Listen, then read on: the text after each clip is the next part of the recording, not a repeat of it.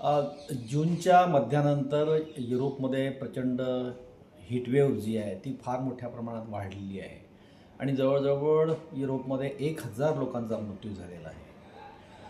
खरं तर युरोपमध्ये इतक्या मोठ्या प्रमाणात उष्णता वाढणे याला जागतिक जे तापमान आहे त्याच्यात झालेली वाढ आहे, ज्याला आपण क्लायमेट चेंज म्हणतो. या क्लायमेट चेंजमधून जसं आपल्या आफ्रिकामध्ये भारतामध्ये तापमान वाढलेलं आहे, कारण सूर्य आपल्या डोक्यावर असतो. परंतु युरोपमध्ये कधीही सूर्य डोक्यावर नसतो. फक्त तो 23.5 डिग्रीपर्यंत असतो, म्हणजे कर्कवृत्तावर सूर्य असतो. त्याच्यामुळे त्याच्या जवळच्या देशामध्ये खरं तर तापमान वाढतं. परंतु कर्कवृत्तानंतर 1000 किलोमीटरच्याही दूर हे युरोपचे देश आहेत आणि या देशामधलं तापमान जे आहे ते तापमान 41पर्यंत वाढलेलं आहे.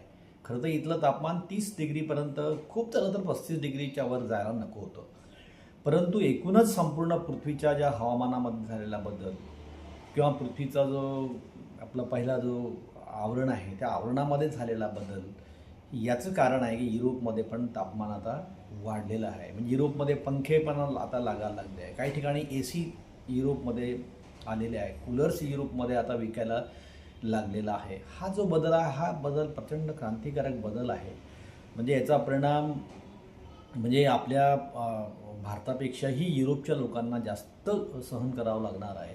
कारण युरोप थंड भाग आहे, थंड प्रदेश आहे आणि इथे इतकं तापमान की जे तापमान भारतामध्ये पण आपल्याकडं होतं, तर हे अत्यंत धोकादायक आहे.